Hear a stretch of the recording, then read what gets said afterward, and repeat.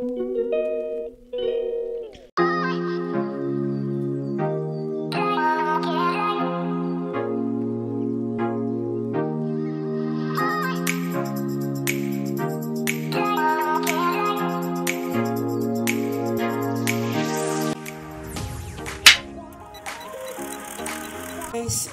good morning. From Bremen, Germany. Ito meron akong kamuting kahoy. Yung balanghoy sa Bisaya. Ayan po. No? Nabili ko tag 8.99 euro ang kilo. Tapos ito, hindi naabot ng kilo. Ang nabayaran ko is 6.50 lang. Di ba? Mahal. 6.50 euro times 63. Ayan po ha. Balatan ko na. Babalatan natin para yes. Kahoy talaga, parang kahoy.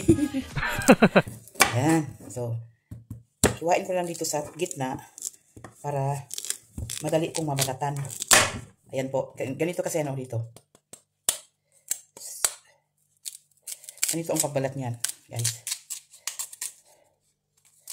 Sanay ako dito dahil noon, yung kabataan ko, malagi kaming may tanim na ano sa little farm namin. Yan. Ang hirap ito balatan. Pero kasi minsan parang nagdikit, no? Pero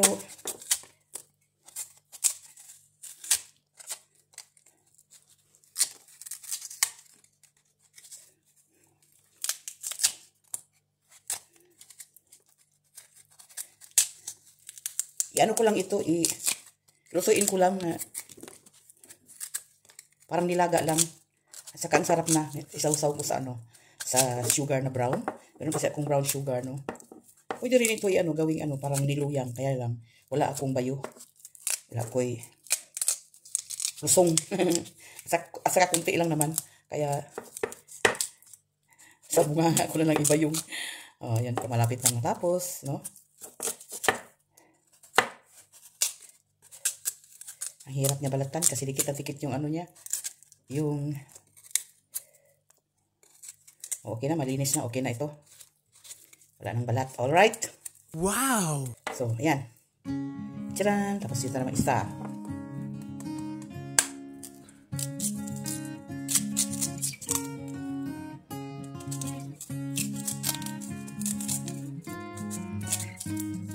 Puro yung sa amin noon. Pagbalat mo ganyan, yung diretso yung niya. Dito, ibang klase ito. Parang galing kasi ito sa Thailand. Sobrang dikit yung niya, yung balat niya. Halos hindi mabalatan, no? Tingnan nyo. Kailangan ko pang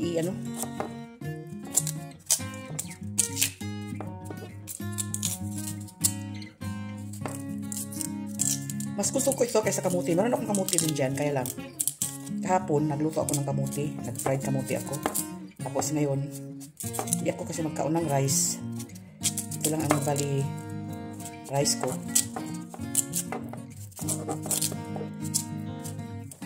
So, tapos na. Ito naman isa kasi hindi pwede na hindi ko ito ubusin. Dahil nga. Bigas.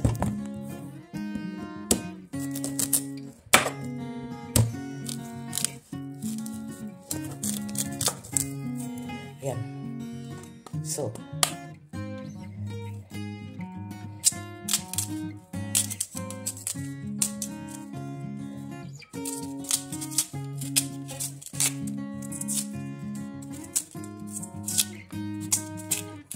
medyo mas okay ito kasi pag nabukas agad. Yan Pero medyo madali siyang mabalatan. Katulad ng isa na super tigas talaga. So, dikit na dikit sa niya.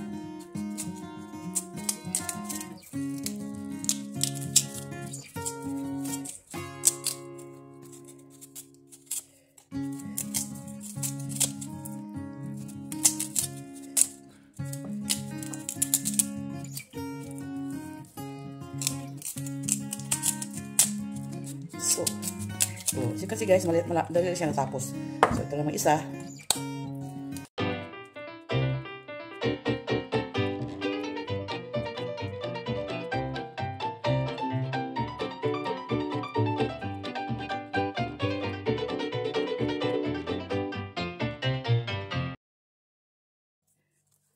So, everything is done. Wow! Alright, see you later. At lutuin ko ito. Alright, thank you. Ito guys, gasa na natin. Para kasi sobrang laki nga. Putulin ko. Para ano lang siya yung hindi sobrang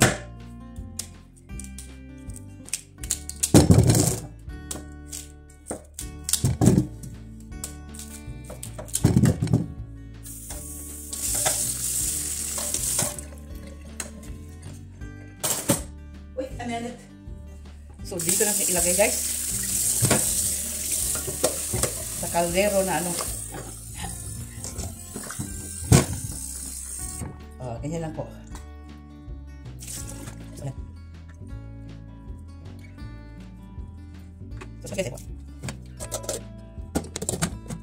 So, niluto na natin.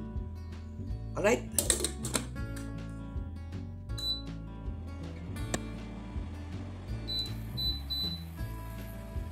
Okay.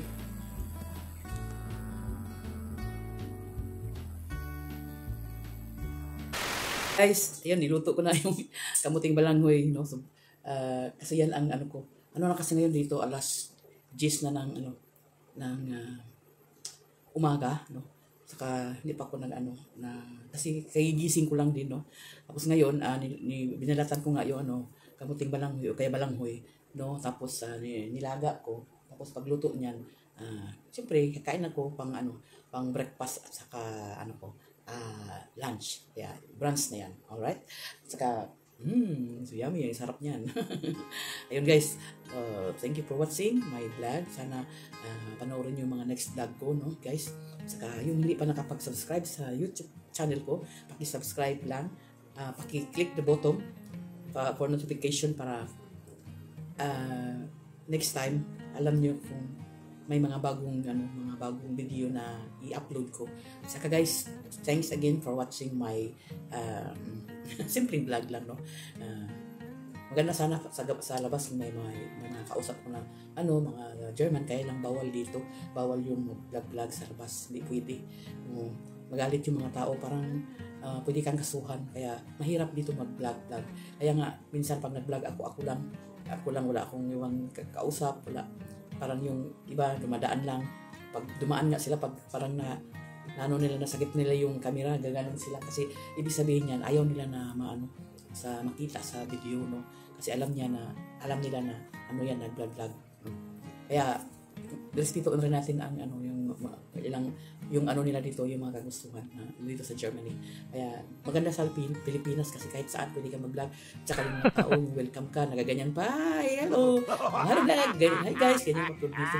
Hindi, stricto sila, bawal nga. Kaya yung mga content ko dito lang sa bahay, yung apo ko, kaya minsan pag masyala kami, kaya minsan punta ako sa Emden, kaya mag-drive ako ng nagbibiyahe ako sa bus, kaya saan, sa taxi, ganun lang.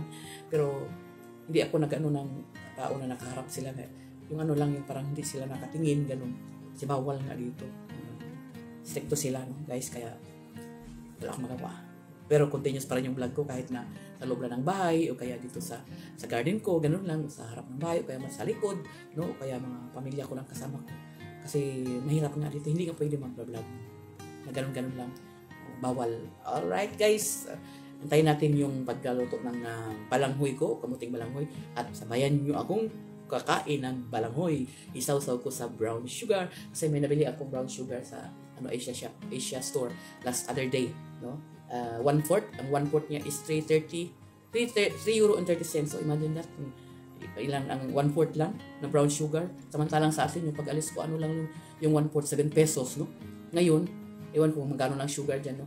Pero dito, times 63. 3 times 63. Ilan na yun? €3.30. So, ako, almost 200 pesos yung yung 1/4 sugar dito. Mahal, di ba? Kaya, ayun. Kahapon, nagluto rin ako ng kamuti. Yun nga, na-post ko na nga kahapon. Tapos, Yung parang ano ba, yung banana Q, parang kay kamuti Q, kaya lang iba kasi manipis yung pag hiwa-hiwa ko. Kasi parang madaling maluto. No? Guys, as usual, thanks again for watching my video and enjoy and have a nice Monday. Monday, first day of the week. Alright, guys.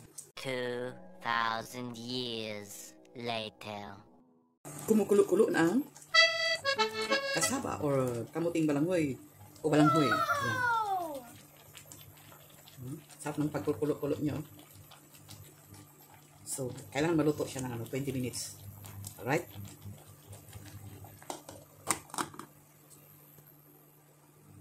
Alright, luto na ang kamuting kahoy, balanghoy. Wow! Yan.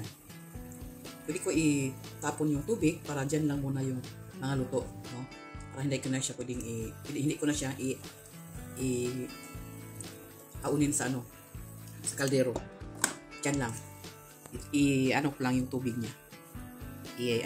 Ano ba yan? Alisin ko yung tubig niya para hindi siya lulubog sa tubig yung kamuting balanghoy. Alright? Yan, lutong-luto na ang kamuting balanghoy. Kain tayo mamaya. Okay? Naalis ko na yung tubig. Wow! Pwede na ako kukuha ng para kainin. Aha! Yan. Wow! Wow. Yan o. Grabe. So, yan lang muna. Hindi ko maubos. Alright? Saka mamaya, ito rin ang hapunan. Hindi ako kakain ng rice ngayon. Tapos meron akong sugar dito. Saan ba yung sugar ko? Ito yung brown sugar ko, guys. Ayan, ito yung brown sugar ko. Ilagay ko dito. So, ayan. Papa ko na plato para lagyan ng brown sugar. Yes, ito yung sugar ko, brown. Ayan. Aha! Uy! Natapon. Ayan, alright. Okay. Natapon. Anyway, dali lang yan. Okay? So, kain tayo guys sa yummy kamuting balanghoy with maxing tubig.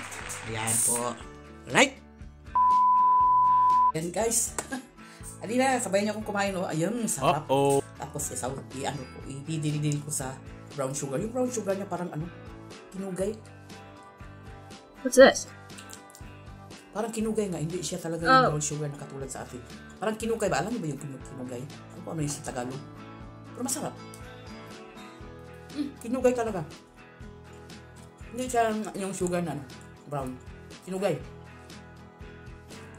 Wow. Grabe. Ano tayo?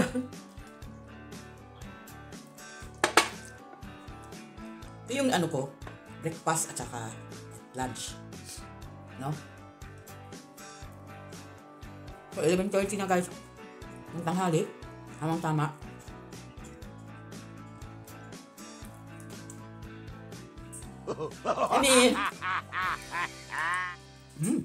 Grabe.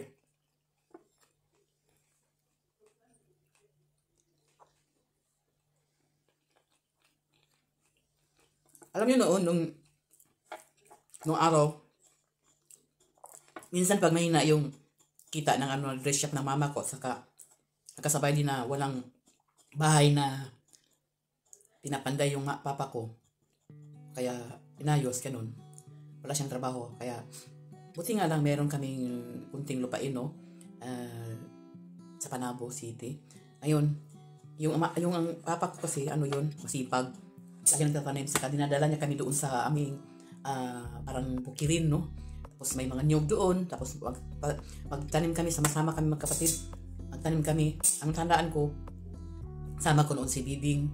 Si Bibing yung umandak, yung may-ari ng beach resorts. Tapos si Dudong, yung sunod ni Bibing, ako. Tapos halos kami magkasabay-sabay, no? Tapos yung sa natandaan ko lang, ewan ko kung yung panahon pa ng mga kuya at ate ko. Basta yung sa amin, yung nagkasunod kasi kami, si Bibing, Dudong, si Elisa, si Bibing, si Dudong at ako. Tapos si Danny, wala, hindi yan. Kasi mas bata si Danny ng 6 years sa akin, kaya wala yung lalaman na trabaho noon. Spoiled yan sa mama ko. Lagi nga nag-ulam ng pansit yun. No? Hindi kakain ng iba. Pansit o kaya adobo. Yun yung tandaan ko kay Danny. Tapos ngayon, pag wala kaming ano, alam nyo guys, yung kinakain namin, ang halian namin, kamuti, kaya saging. Yun. Saka balanghoy. Saka yung isa pa yung, parang, ang laki na, parang kalang, no? Nabubuhay siya sa tubigan. Yung ano, tawag yung pao yung tawag. Pero hindi ko masyadong gusto yun. No? Ang gusto ko lang ito, balanghoy at saka kamuti. Saka saging. No? Eh yun. Kaya nakakatubig kami ng ano. Hindi kami laging nagagastos ng pera dahil kung walang pera, pupunta lang kami sa ano. Sa bukid manguha ng saging, kaya mga ano ng kamote. Ganyan lang. At saka may mga gulay doon. Grabe, ang sarap. Sarap pa ito sa tinapay. Saka healthy.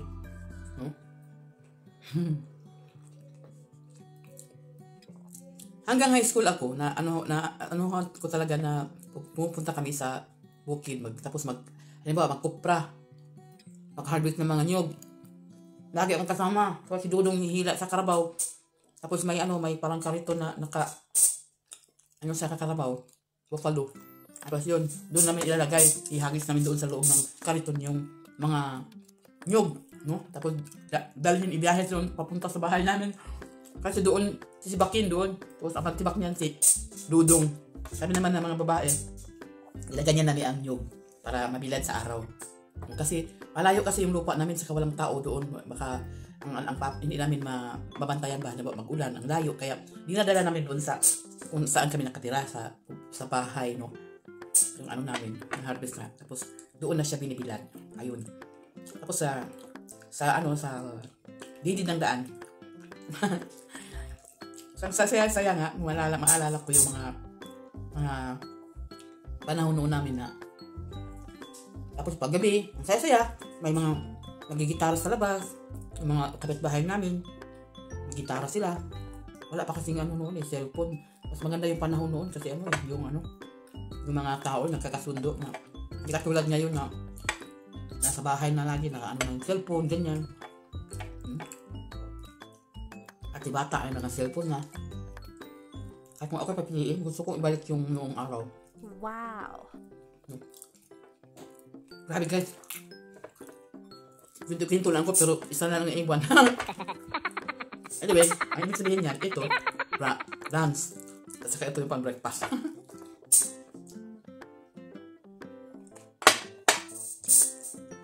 Wow, sarap. Super sarap. Grabe guys, tinugay pala ito.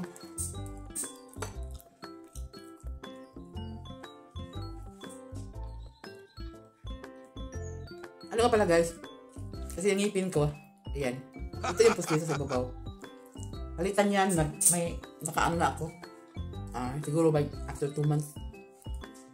Kasi napastahan na yung ngipin ko. Yung sa baba, saka sa ibabaw. Sinukaka na ako sa ngipin ko, kaya by next month siguro, o in 2 months, may bago na akong pustiso. Baba at saka kasi dito wala ng ngipin. Ayan. Lahat yan, kakabunan ng pustiso. Ay, tapos ito, siyang humiwalay. Kasi nga, wala nang nakasangga dito. Kaya, nung binunot ito dito, para siyang na ganyan. So, sabi ng doktor, ayusin din nila yan. Unahin mo yung pustiso. Saka ito. No? Para pag smile ko, close up smile na. Hindi na ko nahiya na. May ganyan, may ngipin. Walang halata na. Ang tanda na. Alam mo guys, happy ako ngayon kasi ito kumakain ako ng kamuti. Para akong may kausap. Yung pala ako ng isa. Kaya, thanks for watching my video guys. Okay guys. Ayan yung isa. Ayan, sila ng iwan. Aha!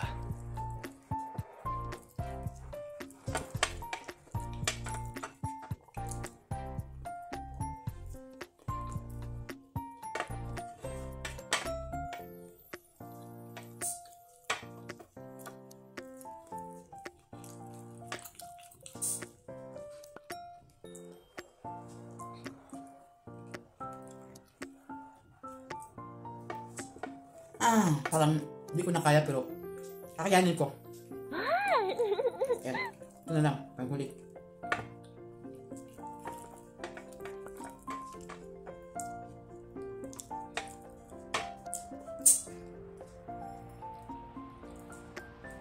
Yan yung buko guys, oh. Woo! Ay, pagkapit ako last time ba yun? Friday yata. No. Saturday. Last Saturday na pagkapit ako. Kay Carlo. Wow. Carlo Kutamura, yung taga Cebu. Nabading. Aha. Tapos yung asawa niya, lalaki din. Mm-hmm. Belgian, taga Belgium yung asawa niya. Parang yung trabaho ng asawa niya parang CPA ba? Consultant. Diba si Carlo? Nakilala ko siya last year. So, siguro mga ano yun. Last year summer.